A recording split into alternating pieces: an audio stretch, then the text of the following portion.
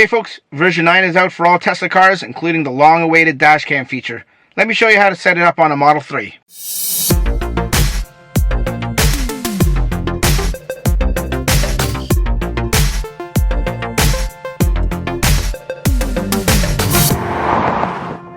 Okay folks, welcome back to the channel. My name is Dax, also known as the Model 3 guy. Thanks for watching, thanks for your time. What we're going to show you today is how to quickly install a USB stick into your Model 3 or any Tesla for the Dashcam feature, new in version 9. So like most have said, all you need is probably right now the most a 32 gig card. This is 32 gigs. You probably won't be able to see it. There you go, 32 gig card there. That's all you need. I'm actually going to get a USB flash drive. It's on order, but in the meantime I'm just going to use this in a USB adapter here.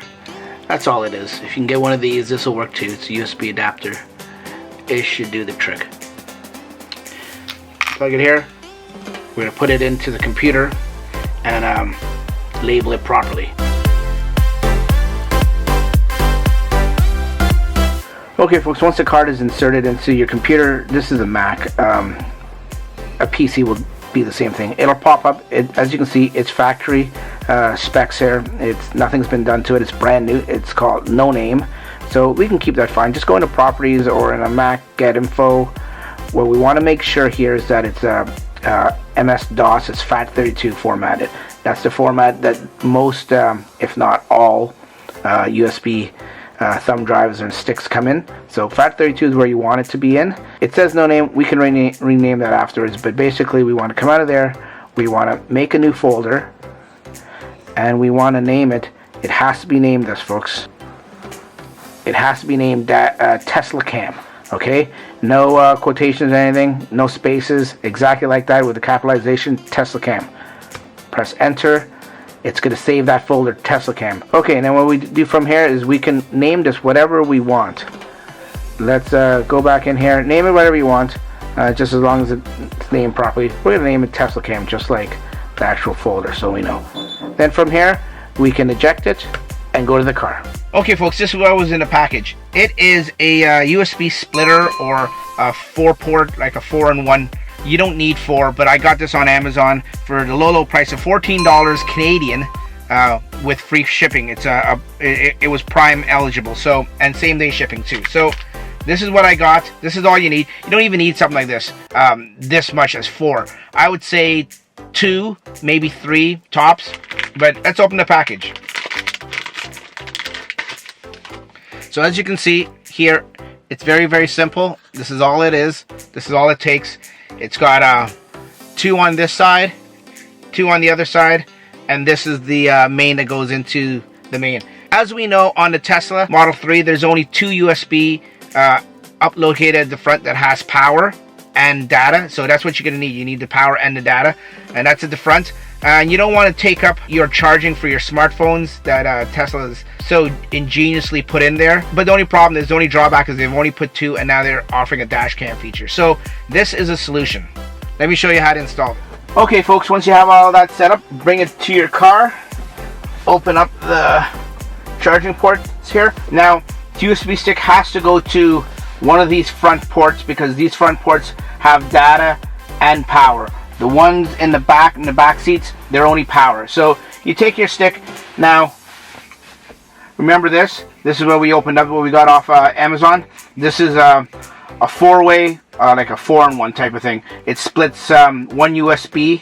It's USB 3. Not that we need it in here or anything, but it splits one USB into 4 different ports. So what we're gonna do is we're gonna use the one on the right hand side. That's what I would do, because the one on the left is usually the driver one for wireless charging. See, I have the Jada wireless charging pad, but even if you have just the regular Tesla ones with the little connectors that come up top here, you're still gonna have to disconnect one. So you disconnect it there, put in the 4-way splitter, plugs into there. Then you can plug in your existing power outlet for the smartphone that's on top of the pad there, and then we plug in, it doesn't matter, you can plug it in any of these are all the same. You can plug it in here, there, wherever you want. Wait for the blue light to come on. It comes on, flashes a little bit, and then as you can see on the dash, the dash cam, the Tesla Dashcam symbol comes on, and then you're all set. Now you have two other. I wouldn't overload this too much. I wouldn't recommend it because it's just going to slow down your passenger charging rate. But you can put in two others. You got spaces for two others. Like I said, I don't recommend it. Keep it to two probably. That's what I would do. I wouldn't go more than that. Maybe a third one. Fold this back down. Fold this back down, and you're all set. You can even close that. Okay, folks. So there you have it. That is the easy dash cam setup for the Tesla Model 3. Now, like I said, I will be getting a USB thumb drive. You can replace it with that, or you can use that too. I mean, that'll suffice too, as you can see. Now, keep in mind, the quality, as we've seen in other videos online with testing and everything, the quality isn't the greatest. It doesn't replace, right now, an actual third-party dash cam. Like, I'll show you here. I'll quickly put up a 20-second clip here, or whatever, 30-second clip while I'm talking. As you can see, it doesn't replace the quality. The quality isn't there yet. This is still in beta. As you can see, it's very narrow field of view compared to a wide angle for a third-party dash cam. That's because just the narrow camera, the center camera, is on right now. Like I said, it's in beta. As we all know, Tesla's going to tweak this and advance this, and this Tesla cam is going to get rich in features, folks. It's just a matter of time. Tesla, whenever they do something, they start out small and then they enhance it. So be patient. It'll get there. It's just in its infancy right now. That's all I got for today, folks. If you have any questions or comments, leave it down in the comment section below, and we'll see you on the next one. Take care.